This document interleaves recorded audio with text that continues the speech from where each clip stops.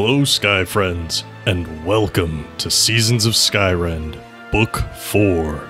We're a custom 5e D&D adventure that focuses on the stories of our characters as they seek to change the world, and how the world responds in turn.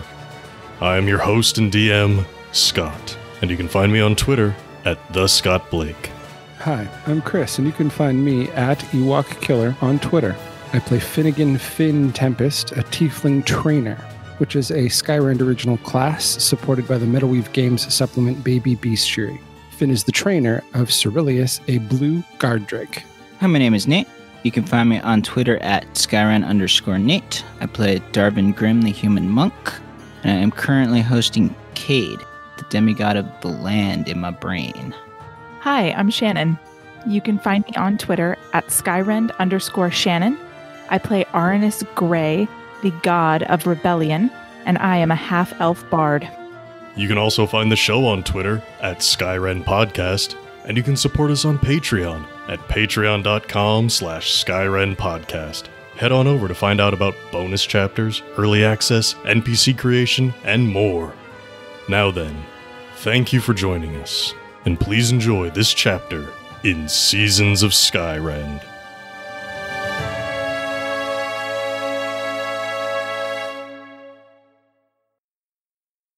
The efforts to deprogram the changelings of Earl began successfully, with Retreat rallying the recovered to put others through the process.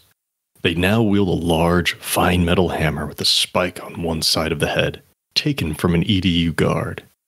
Retreat's tactics are effective, but they are also causing mass confusion amid the guards and the general population.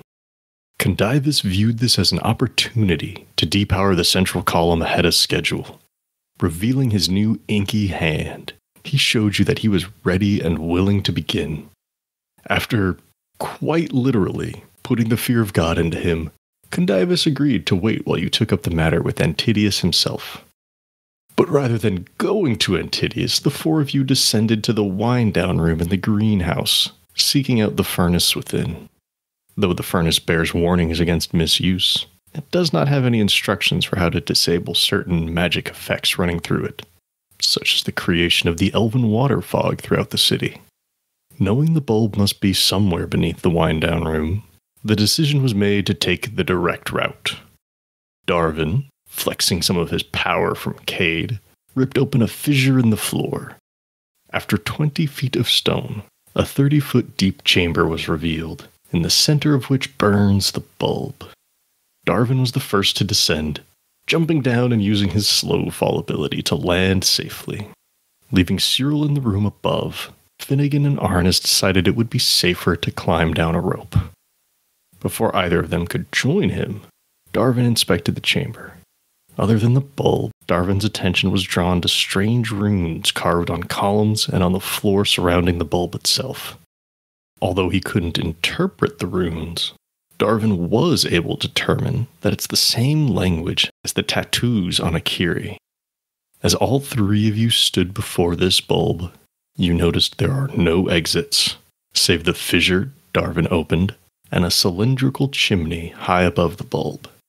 Before you could decide what to do next, Antidius's voice rang out in the chamber. He is very disappointed that you would threaten Condivus and then leave him, awaiting your arrival. Antidius will stay his hand for 4 hours. If you can't reach him before then, the Antidians will begin depowering the central column. Now then, before we do anything with this bulb, we need to roll for divine charges. We forgot to roll for them last time, but it's almost appropriate that we roll now, because being this close to the bulb has an interesting side effect. Darvin and Arannis, please roll for your divine charges. But roll an additional 1d4 and add those to your count. I am doing the same for rebellious charges, though. Arannis, how many do you have? 7. Darvin? 6. 6. Well, I'm very glad for the extra d4, because all I have is 5. Low rolls all around. Low rolls all around. Mm-hmm. I rolled a 1 on the D4. Yeah, so did I. I rolled a 1 on the D6, so... The D4 got me a 3, so that was something. Otherwise, I don't know what I would be doing. Nothing. But yes, being this close to the bulb and having a divine connection, you are just naturally able to tap into that power a little bit more. Finnigan, unfortunately, not being divine, you don't get any extra boost from this, but this is a highly, highly magical thing in front of you. And yeah, if you could somehow harness any of this magic, it would be very powerful. But it sounds like we might be here for the opposite of that. I know last time you had said that you wanted to come down here so that way you could figure out a way to turn off the elven fog, or turn off the elven water fog. Is that still the plan? Sorry. Now that you're all down here with this bulb, see these runes, what is it you want to do? Well, I mean, I wanted to figure out a way to kind of turn down the magic a little bit up there, right? To get that fog to go away. I didn't expect there to be like an off switch, but now that I'm looking at it, I don't know if I can figure out how they did it. How would they know what to... Oh, I guess they had all of Earl's memories. Never mind. Never mind. How did they know how to manipulate the bulb? Duh, idiot. Practice for well over 100 years. Right. I'm a moron. It's fine. I'm wondering if there's any like investigation to be done or something, like just knowing what we know about bulbs, seeing if we can figure out like, is there something different happening with this one that we could maybe change? Of course there is. There's investigation. I think Arcana might be a little bit more precise because this is magical stuff. You could try to investigate the runes. This being a language that none of you know, the DC would be very high. Or it could be history, because perhaps you read some long-forgotten tome. But yeah, it's really the two things we have going on right now in terms of this bulb. You know it is highly magical. You've been inside one of these before, Arannis. Darvin, you've certainly seen a few of these at this point. But I know you're not the most magical of people. No, but I could probably do a history check. Sure could. And Finnigan, if you want to tinker at all, just say so. I'm not about to start poking around this giant super magical thing I don't understand, so I can, I'm not going to do much more than see if I can kind of look at it or note any sort of way that it might be manipulated. Like, I'm not going to start poking at it, but if I can read something or infer something based on looking at it, that's about all I'm going to do. Okay. Let's go down the line here then. Finnigan, which skill would you like to use? Either Arcana, looking for like any sort of maybe runes I recognize, or I could see investigation working here too, just poking around. I know I'm looking for an on switch, so let's look if I can on switch. Okay. Arannis, what skill do you want to use? Definitely Arcana. Okay. And Darvin, what about you? Which skill would you like to use? History, I figure maybe I read something in a book at the monastery. Mm-hmm. Always possible. All right. Let's go ahead and roll. Oh. Let's take this in the same order. Finnigan, what did you get? A 24. Ooh, very nice. Arannis? A 28. Oh. And Darvin? 13. Oof. Well, Darvin, I am sad to say that in all of your history classes and readings, nothing specifically about how to interact with the bulb or about these runes came up. Probably have read something about how bulbs are intensely magical and how that they've been, I don't want to say at the core of all cities, but a lot of major cities tend to have them. Hell, I mean, even Capris had one. It was a little guy, but they had one. Just maybe wasn't of note enough. Okay. Finnigan and Arannis. with your Arcana checks, both quite respectable. I think the first thing that you're able to figure out is that the bulb is, yes, giant burning source of magic. Very obvious with that one. But what you're first able to figure out beyond that is that it's almost like magic is constantly being cast from it. Like not just a single casting that it's maintaining, but just repeatedly, like new instances of light, of minor illusion, major illusion, things like that, prestidigitation, all sorts of different visual effects and sound effects. And it's not things that you're seeing or hearing here. Those are traveling up through the chimney, up into the central column and being dispersed out, including things that are for like fog and then ways that that's twisted around to incorporate in whatever makes the elfin water. There isn't like an access panel, so to speak. It's not like there's a control panel where you can just go over there and type in what you want. It is that someone or someone's with very good working knowledge of the bulb has manipulated in a way such that these effects are constantly being triggered. It's a big city. More importantly, it's a very tall city. So a single casting wouldn't be able to reach everybody. So it's just kind of always going off. Anything you want to do with that information? Does it seem as if we could prevent it from casting? Like if I wanted to stop it from casting the spell that's causing the fog, is there a way I could do that?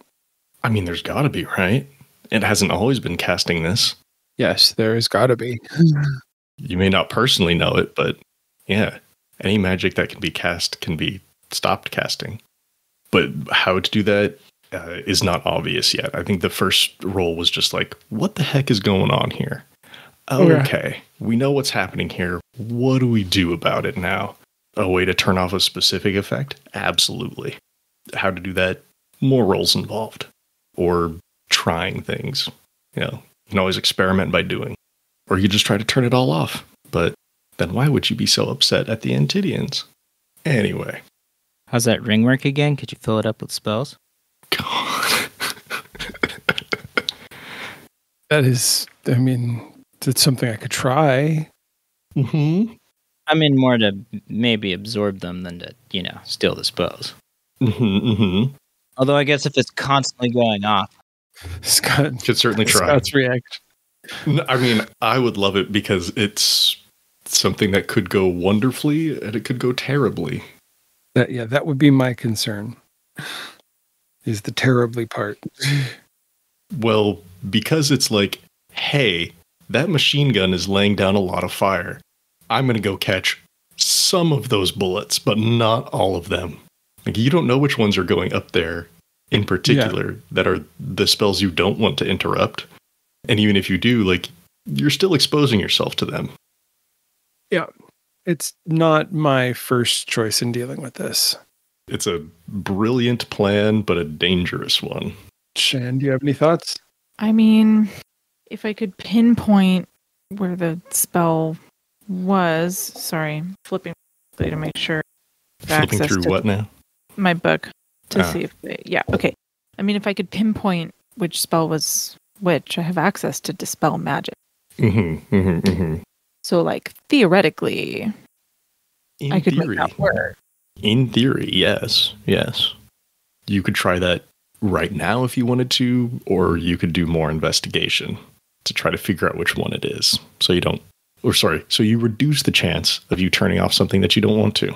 Yeah, I think that's probably a good idea. Before I just start casting things willy-nilly. All willy-nilly. Mm-hmm, mm-hmm. Okay. So that's what's happening then. Further investigation. I think so. I think it sounds like the smart thing to do. Alrighty. Darvin, would you like to do any history or arcana or investigation here? I'm not sure. I'm not sure. One thing I will say, I had thought about this for your first roll, but if you do go in and try to investigate or check something again, Cade in your head would be willing to give you a little bit of a boost, a little bit of a hand here. Like, oh, you're trying this again, why didn't you say so? Let me, blah. Okay. Well then, yeah, it probably is worth checking again. Okay. Which would you like to roll? History again or something else? I think history. Well, so this time I think it would be asking Cade what he knows. Okay. Could we call that history? Yeah, we can call that history. You could roll history with advantage there. Cool. He'll boost you up. All right. And then Finnigan and Arannis, you're doing Arcana again? Yeah. Okay. For sure. Cool. And Darvin, yeah, Kay, because this is like specifically something that a demigod would be very interested in. Very good chance of him knowing something. Cool. So let's all roll again. Well, that was much better. All right. Finnigan. That's very good. It's a 29. Ooh. Even better than last time. Arannis. 25. Oh. I mean, it's still plus 20, so damn. I know. And Darvin. A crit, I rolled a 19 and a 20. The total's only 26, though. Ooh. I gotta think of some good history crit bonus to give Darvin here. I gotta think about what Cade's gonna know and be willing to spill the beans on. All right. So Finnigan and Arannis still doing very, very well at these Arcana checks. From the first roll, figure out like, hey, this thing is just constantly casting spells. There's all sorts of magic just constantly being triggered here. Boom, boom, boom, boom, boom, boom. Being shot up the chimney, dispersing throughout the city. Further investigation does allow you to sort of peer through the magic and pick out individual threads and determine, this is street lights, probably. This is light type stuff. This is warmth. This is fresh smell or something. But you are able to pick out a few of those that seem to be dedicated to the fog. Few is just a rough approximation. There are some. And those are constantly just firing off. In terms of the bulb itself, there's not like one specific spot that they're all coming from, but they do seem to be coming from the same spots when they fire off. Darvin. Crit on history. What is Cade gonna know? What is he gonna share? What does Cade know? What's important? What's relevant here? Actually, I think is more of the question in your head, Darvin. As you're looking at this and kind of trying to place. Before I go any further, Darvin, are you investigating the bulb itself or the runes? I'm gonna go with the runes. Okay, because those are not totally overlapping. There's a Venn diagram going on there. So Darvin, as you're going over the runes, trying to figure anything out, seeing if you've placed them before, Cade's lending some assistance. And you can hear him in your head. Well, Darvin, I haven't seen these in a long, long time. The language isn't so much as forgotten as it was not erased, but purposefully left behind. I don't know all of it. Never fluent, but I have seen it before. It's definitely seems to be referencing the magic in the bulb here, but the language itself is the language of the punished gods. I never did know which gods or what they did to deserve punishment, but yes. Do you have any follow-up questions for him, Darvin? Yeah, is there anything else you know about the punished gods? Speaking of them was considered taboo. Trying to learn more about them was heavily restricted. All I know is that at some point in history, long ago, ages past, there was a god who was two. There was one who was two, and they were punished. Sorry, there's a god who was what? Punished. Oh, sorry, there was a god who was two. Oh, okay, got you. Kind of like, what if Olwenair were two people instead of one? Okay, I see. For what crime, my father would never tell me. Well, Barafax has many records that are off limits. Darvin, as I'm hoping you would recall, Barofax did have those 3 huge tomes about different types of history. The history, the secret history, and the true history. Some of that stuff is just off limits, unless you do something for the gods. Okay, I see. Yeah. So we need to bribe Barofax or something. It's possible that my father would know this language. The punished gods themselves. Corum, of course, I would suspect. Arannis, had he chosen to take the knowledge of Pathox, might as well. It's far too late for that, I imagine. Mm-hmm. Yeah, I think that's all that Cade can know about it. At least not without any other information. Any other new information. So what do people want to do? Darvin and Cade are having a nice little history conversation. Finnigan and Arannis, you're pinpointing some magic coming from the bulb. I think with this beginning understanding of the bulb, I really want to see, I have a desire to try to figure out how it's supposed to be manipulated. I know now that, I feel like if I wanted to, I could point to where one of the areas where the fog's being cast from and start casting, counterspell and stopping it that way. I don't have the energy, spell slots, or time to stop it that way. So I want to see if maybe now that I've got a little bit better understanding under my feet, I might have better luck trying to find an off switch or a manipulation console or something. All right. Arannis or Darvin, what do you want to do next? Well, I'm not sure, because my next thing was going to be, if I can tell that fog is being cast from there, even if it's more than one casting of it, I was going to just try to dispel it. But I don't want to do that if it's going to F up what Finn is trying to do. I think if you are working at counter purposes on the bulb at the same time, it might impact one another. The chance for it would be there. You could always lend a helping hand if you wanted to. Well, then that's what I want to do. I want to lend a helping hand to Finn, if I can. Assisting Finn. You thinking it's just another Arcana roll? What are you thinking, Scott? Probably, but real quick. Darvin, is there anything that you want to do while they're working on this? Did Cade say Corum might know the language? He imagines that Corum would have to know this language. Corum is, one of the gods. He's been around as long as... but Corum is unfathomably old, so... Yeah. Do you think I could pray to him to see if he'd give me any additional insights? Oh, I think you sure could, buddy. Nice. That sounds like a religion roll to me.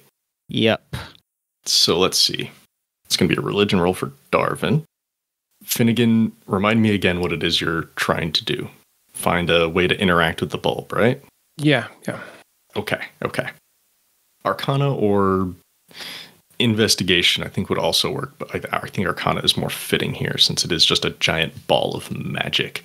But investigation might help you notice just, anything that looks even slightly different. So I could see either one working, so it's up to you what you want to do. My bonuses are the same, and I've been doing a lot of the Arcana looking. Let's see if the investigation doesn't help by looking at it from a different angle. Okay. Taking off the magic lenses, putting on the inspector lenses. Arannis is going to be assisting, so you'll have advantage on this roll. Okay. Arannis could be maybe helping you guide through a magical lens while you're looking at it from the analytical lens. It is a 29. Ooh, buddy. Darvin, rolling religion to pray to God, huh? Yep. What did you get? Oof. Not so good. I got a 10. Oof. Indeed. Okay. Investigation. Finn and Arannis investigations. Finnigan, I think as you and Arannis are investigating the bulb, looking for anything that might stand out, might indicate a way to interact with it. First, it occurs to you that you're probably the first 3 down here in who knows how long. There's no doorways, There's no other access point besides the hole that Darvin opened up in the ground. So any manipulation done to the bulb had to have been done from farther away. Most likely in the furnace room, because that seems like a very easy access point. So as you're investigating it, you realize there's not a specific spot on the bulb that you need to be doing any of this from. But you do realize that there is a way, there must be a way, to filter and channel magical effects to ask the bulb to do something that it's not currently doing. Spellcasting and spell effects are created through various means. Motions, drawings, runes, words, items. It's just a matter of, which does what. And the bulb is not making any of these spells consciously. It's not the bulb deciding, I want to cast Elven Water Fog. Someone had told the bulb to do it. So even if there isn't a way to open up a book and point to a spell and tell the bulb, cast this, or stop casting that, there must be a way to communicate with it to change the magic that is coming from it. So it's not so much that you need to stop any one of these given spells. That's an option. But it's also just possible that you change the effects. It's just a matter of how do you want to do that? Do you want to do it by altering a spell as it's being cast, kind of like down to the roots, or snuff it out?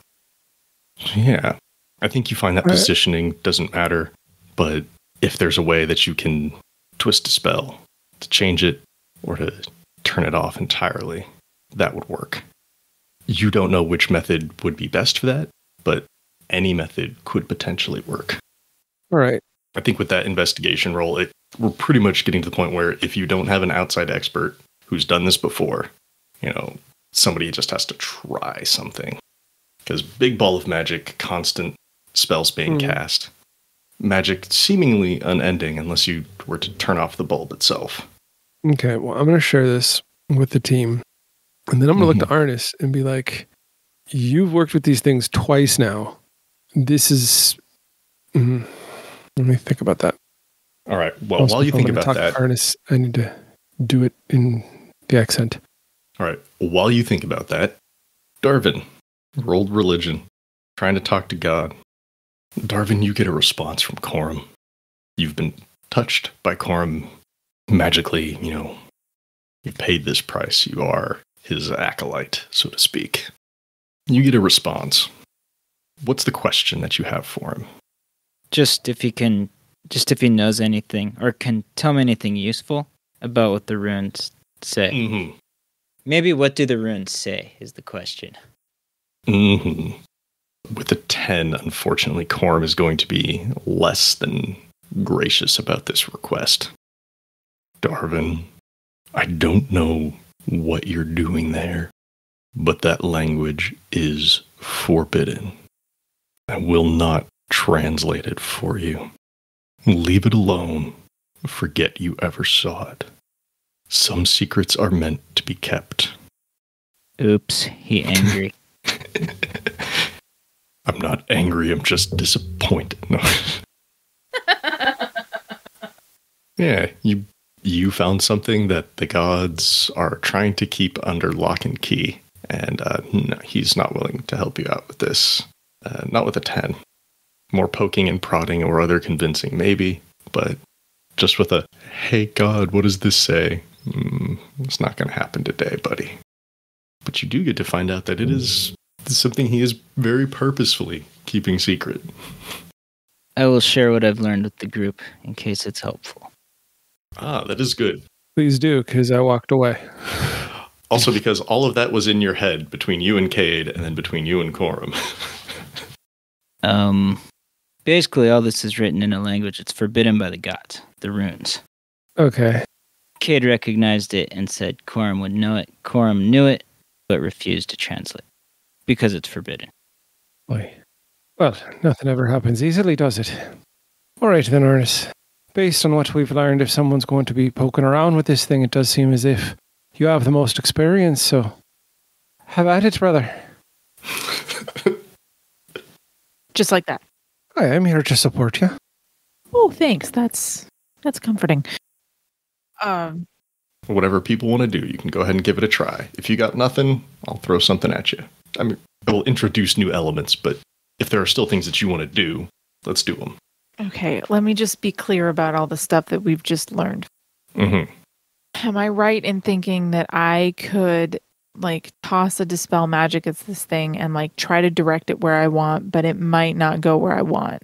That's what dice are for. Yes.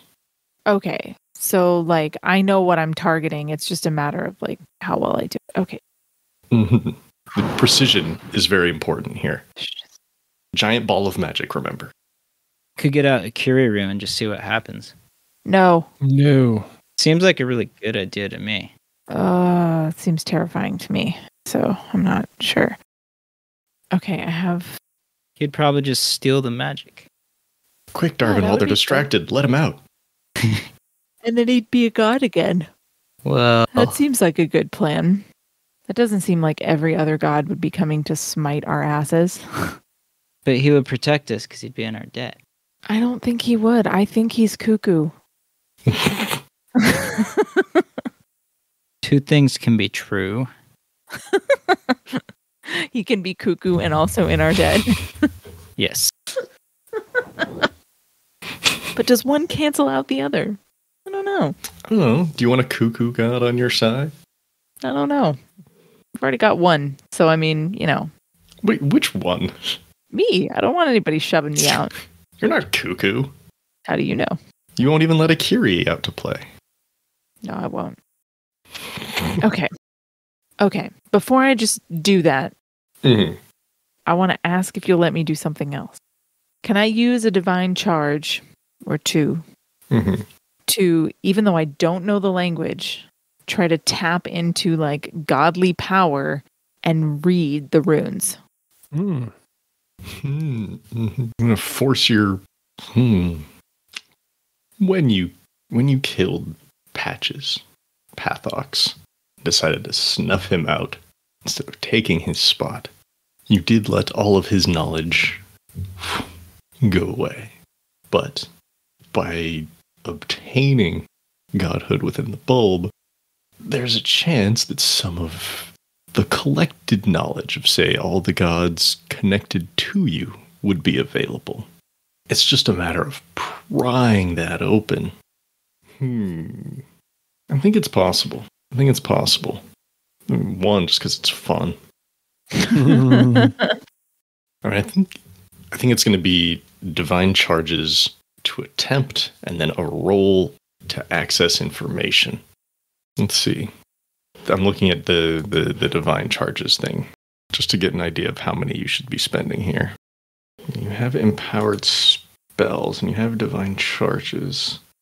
I've got an idea. You need to beseech knowledge. There is a spell that you don't know. You could know, but you don't know. Comprehend languages. This is for spoken languages. Oh no, you also understand written languages, you see. But you must be touching the surface. Okay. I think if you spend one charge to try to connect with this spell for one, comprehend languages, and then another to target this specific language, and then roll history. So 2 charges and a history roll. This is probably going to be wasted charges, but I'd rather try than not. Or we just dive right in. Here we go. All right. It's an 18. It's an 18. Better than I was expecting. That's pretty good. All right. So, Arannis, you tap into your divine charges, and you're trying to pry open knowledge that is, I don't want to say lost to you, but you're trying to pry open knowledge that is not your own. Tapping into divine magic, tapping into the knowledge of the other gods that you're connected to, running your hands over these runes and trying to translate it. Now I need to figure out what they actually say. I got the gist of it, but let's see if I want to put anything into fancy words. Are you focusing mostly on the runes that are around the bulb itself, or are you going around like the walls of the room as well? I would be focusing on the ones around the bulb. Okay. Do you know what I love? Absolutely love. Darvin's like, silent prayer. Hey, Corum, read this for me.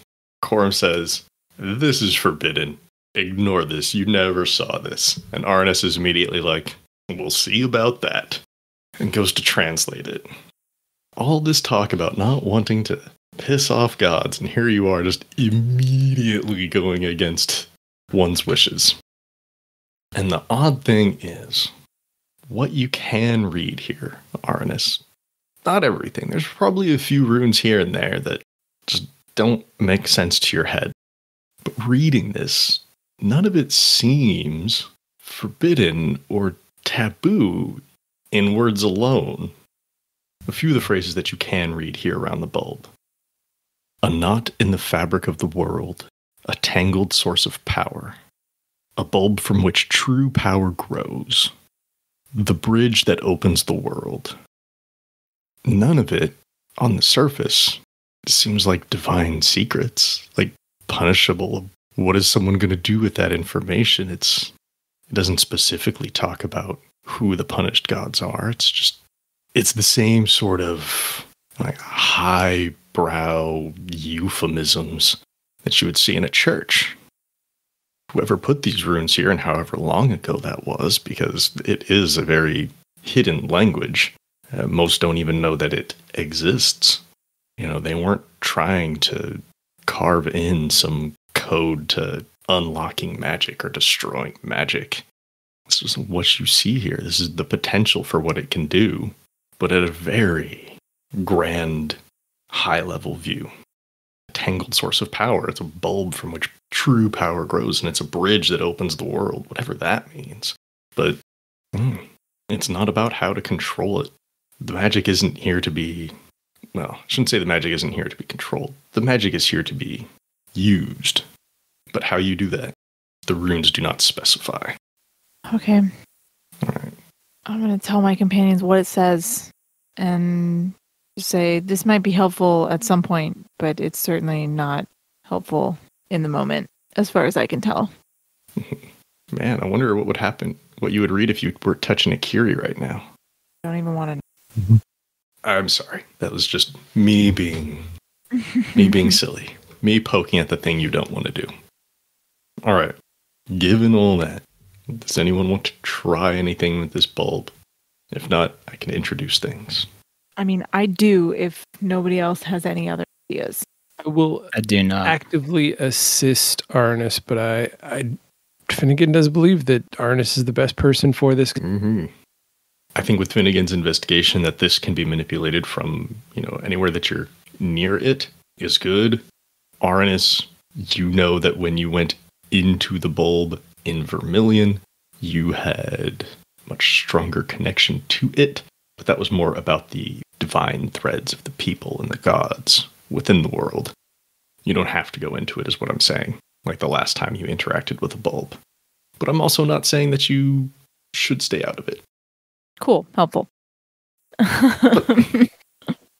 Look, you can operate it from outside. You can try to go in and drive the car yourself. Okay, everybody. I'm on one side. I'm on the other side. I'm trying to decide which one I feel like is safer on all counts. Like, me being in there is probably more accurate, but then what happens to you if you're inside a bulb when you turn it partially off? I don't know. I think I'll stay out here. Okay. See what we got. All right. What do you want to do? You could try to disable a magical effect, or you could try to alter the spell into something else. So I want to try to disable the magical effect that's causing the fog by casting Dispel Magic. Okay. Well, since this is kind of continuously cast, and with all the investigation and arcana stuff that you guys have already done, I want to honor that. If you disable one, it's just going to be washed over by all the others.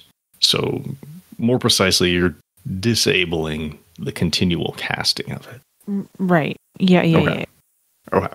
And also, once a spell has been cast, like once it's being actively cast, you're disabling the effects. You're not stopping the casting. So just to kind of keep things in the D&D realm and how magic works. But also to have some fun with it, of course.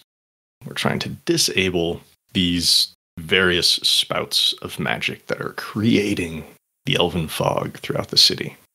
So, just look at Dispel Magic real fast.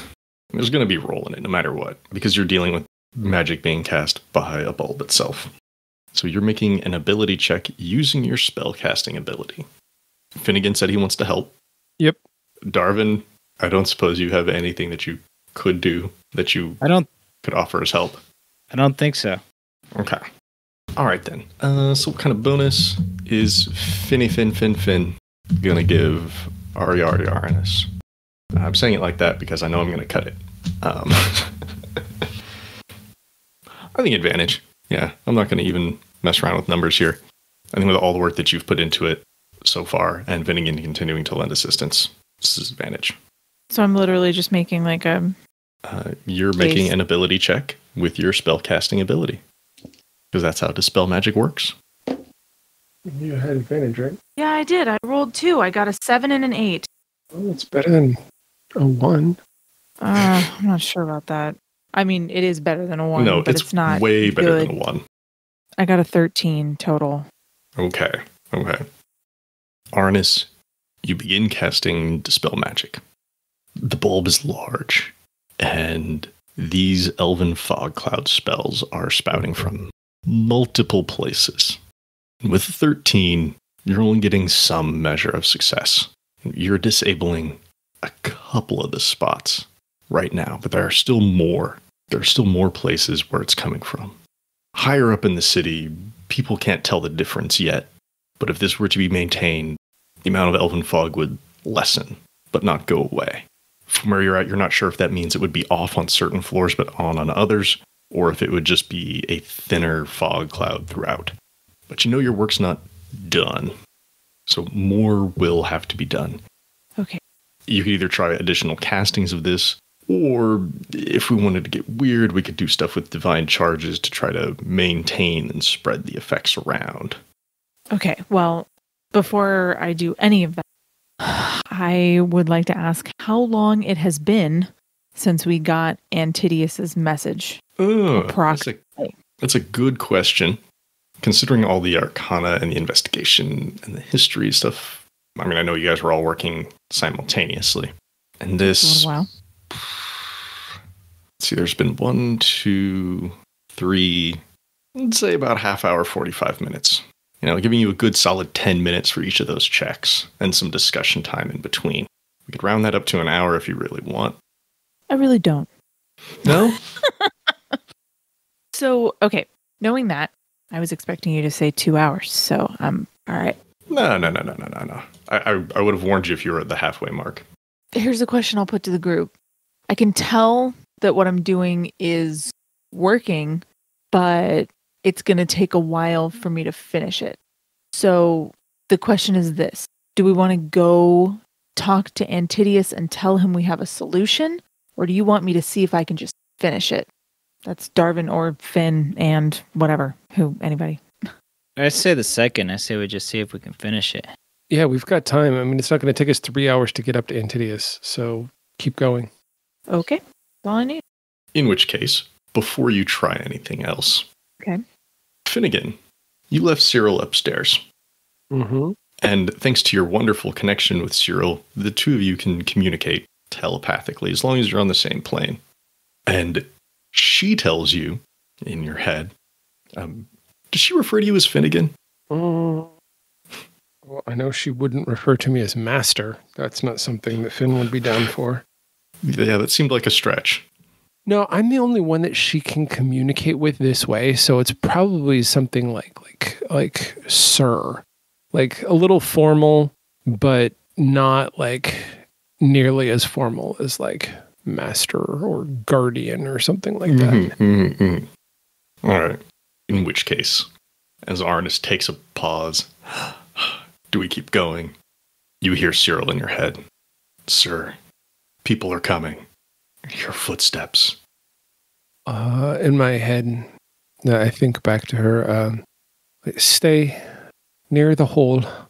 I'm on my way. And I report this back to Finnigan and... Or no, To yourself? I say to Darvin and Arannis, it looks like we're ready to have some company. I intend to go up and help Cyril to hold him at bay. But maybe Darvin could join me. This could be a little easier, both to get up there and to deal with, if you catch my drift. Didn't think about a way up. And there's the Dude, rope you can is make still there. pillars of rock, too. Oh, But yeah. also that. That's probably faster than... We're probably in a hurry, huh?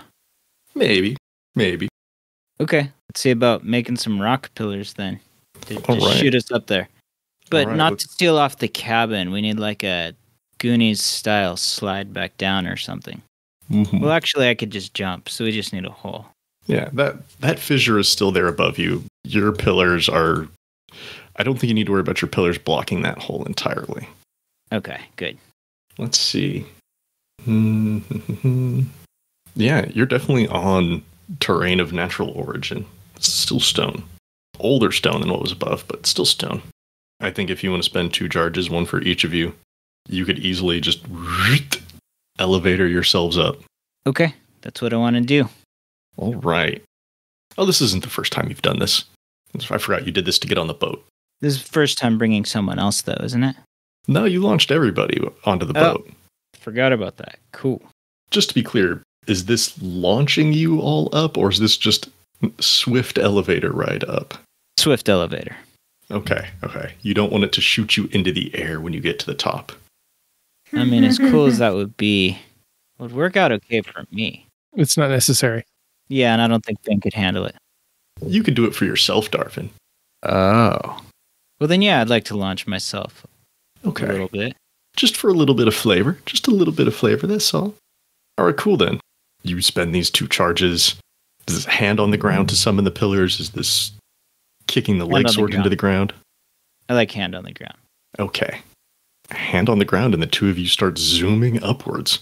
Finnigan, when you get to the top, just a little bit higher than ground level there. There's a slight feet almost leaving the ground. But Darvin, you're shooting up a little bit faster, and you get to get launched up in the air. And what does it look like as you tumble in the acrobatic sense down to the floor level? I'll do a couple flips.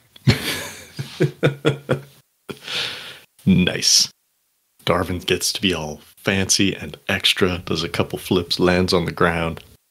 No rolls for this. This isn't dangerous. I mean, it's only like 10-ish feet, so it's all fine. You find yourselves back up in the wind down room. Cyril is waiting there by the fissure. And yeah, at this point, you can hear footsteps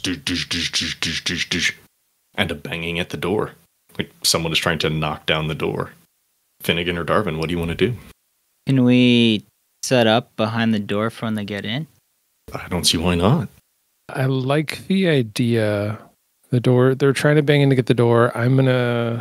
What I'd like to do is like lay a hand on Cyril, make her go big, and then stand opposite Finn on the other side of the door. So when the door opens, all they see is Cyril. You mean You want to Darvin. stand opposite of yourself again?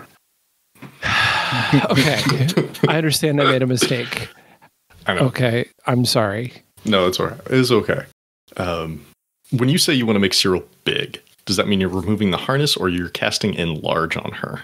No, I don't think I did not leave Cyril on the harness when we went down, so it would be casting enlarge on her, yes. Okay. I just want to know which scale she is.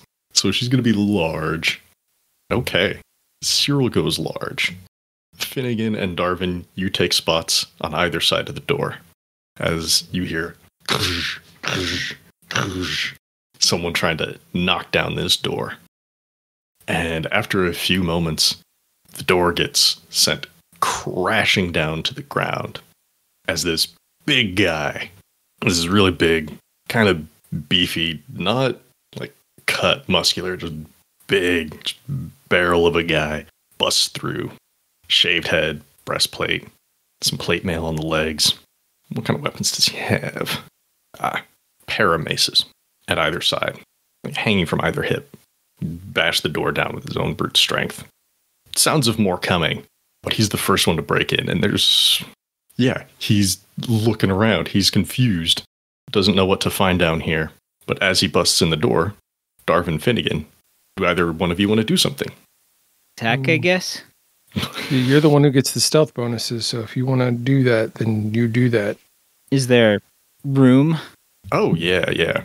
When I say he knocked the door down, like he didn't knock it in, the door fell down onto the ground. Like forward? Yeah, like forward. And he stepped through. He sees Cyril, but he hasn't noticed either of you yet. So if you want to make an attack, your first one will have advantage. Nice. He doesn't know you're there. I would like to do that. Okay, go for it. I got a 24. Oh, that's going to hit. Get him. For 16. Oof. And is this a complete turn? Do I get more? Oh, yeah, no, full turn. Go ahead and take as many actions as you have available. Okay, second sword is also a 24. For 14 damage. Okay. And last, I would like to throw a punch. All right, go ahead and punch him. Dirty 20. That's going to hit.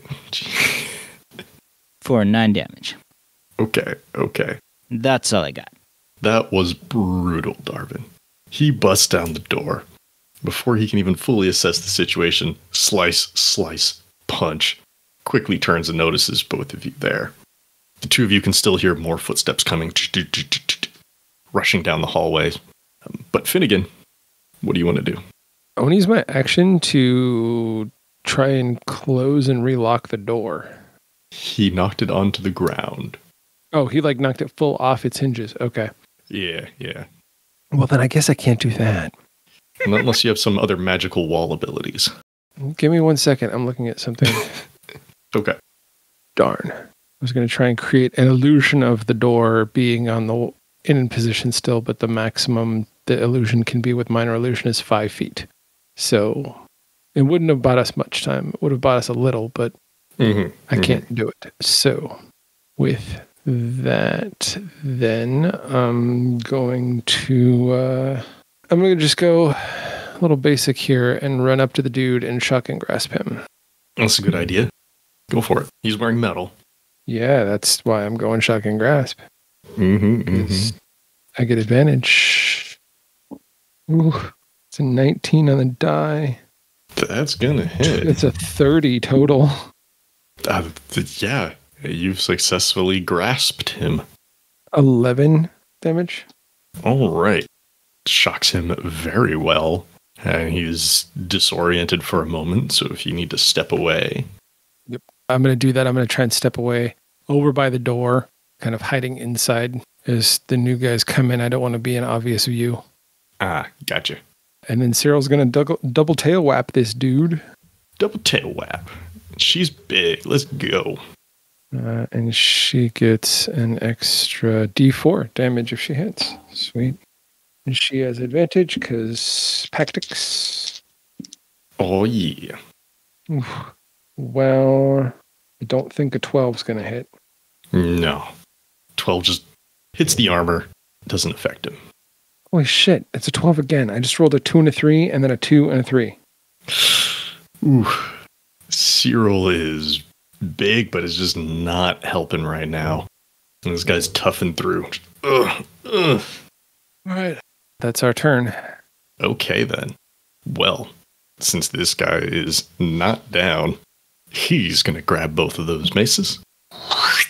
And Darvin, he's going to take a couple swings at you. Both of them at the same time. Oh, that's not very good. One of those, righty, is going to miss. But Southpaw here, 17. Does that hit? Yes. All right.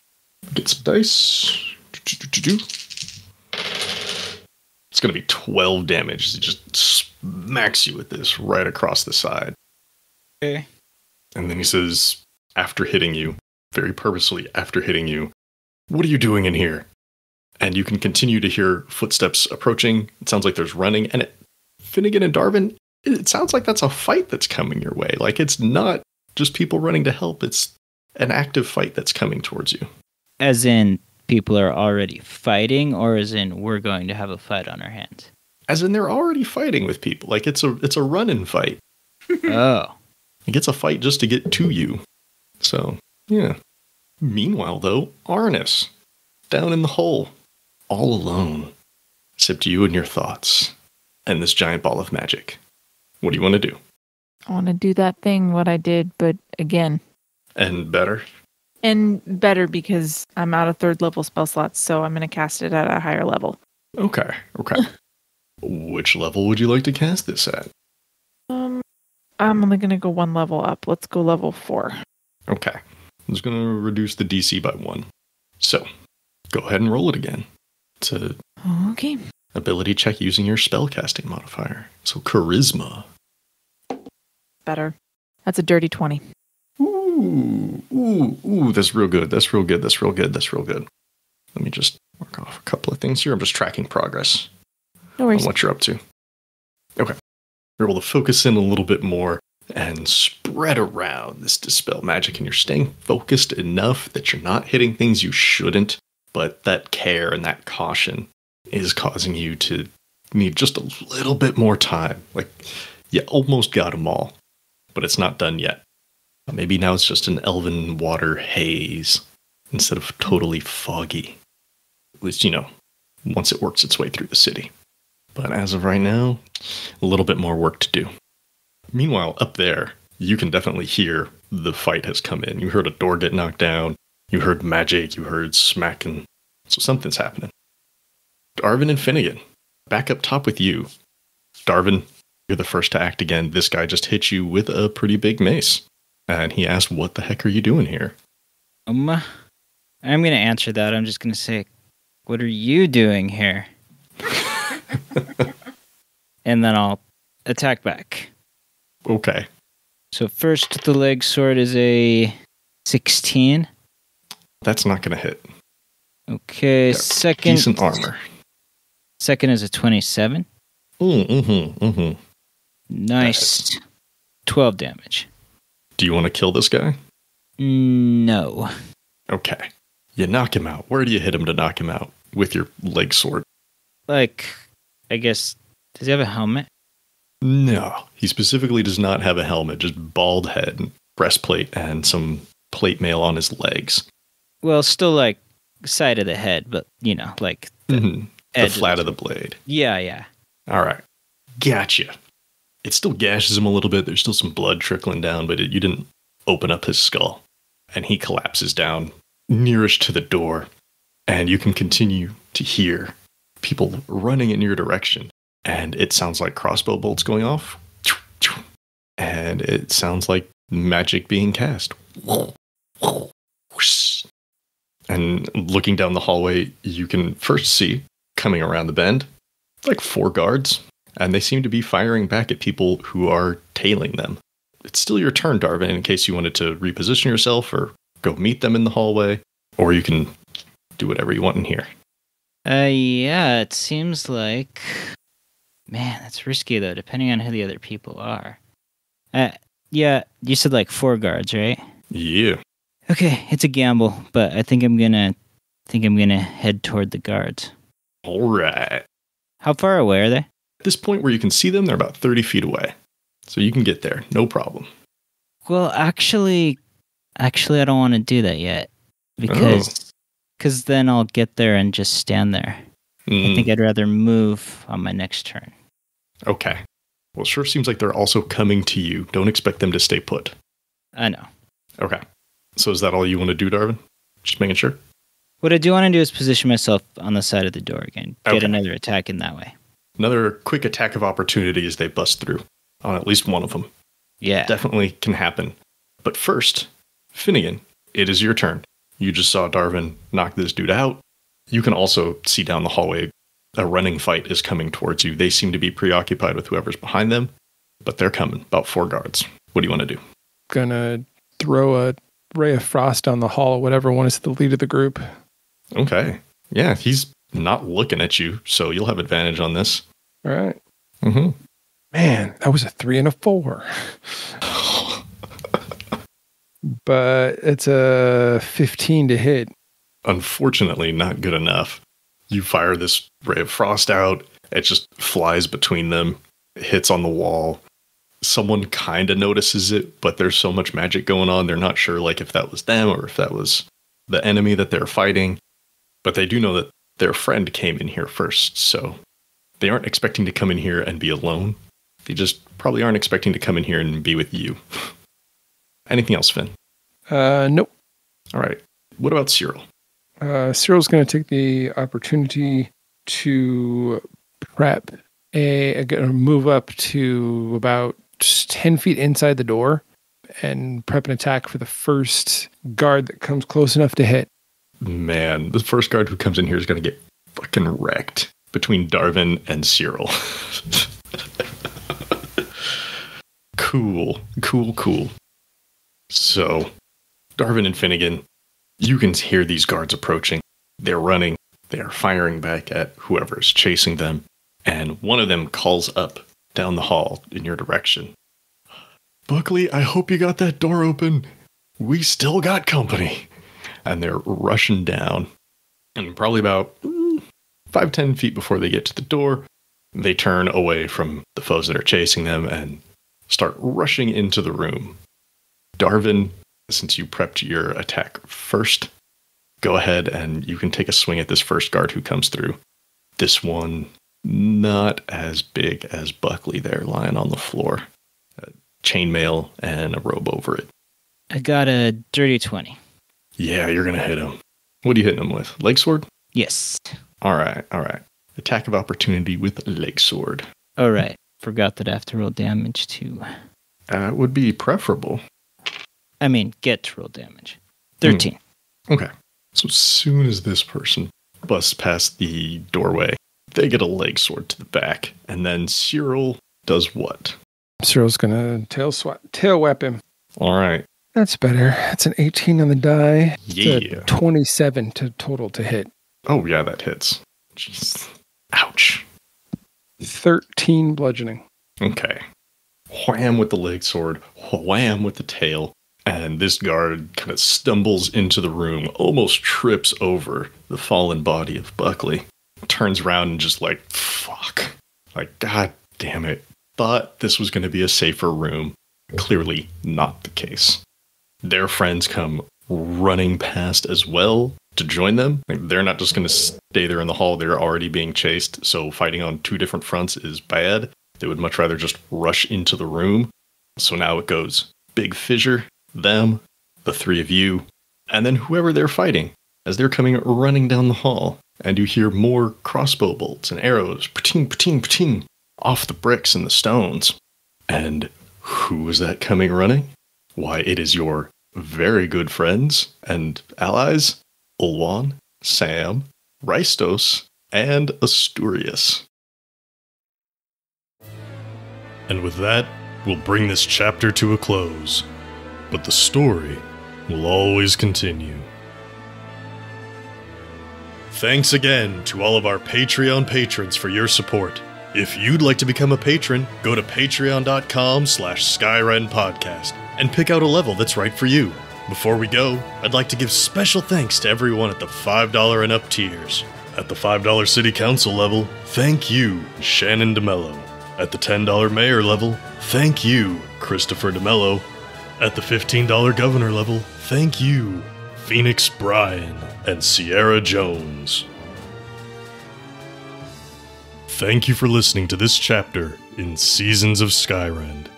If you like what you heard, please leave us a 5-star rating and review on Apple Podcasts or wherever you find us. If you want to chat, we're on Twitter at Skyrend Podcast. You can join our Discord server, or you can email us at skyrendpodcast@gmail.com. You can also find us online at skyrendpodcast.com. As always, thanks to Daryl Barnes for creating our theme music. You can find them on Twitter at DarylBarnes_. We also want to thank the talented at Gabby_Desu on Twitter for our fantastic podcast art. Thanks again for joining us. We'll see you next time on Seasons of Skyrend.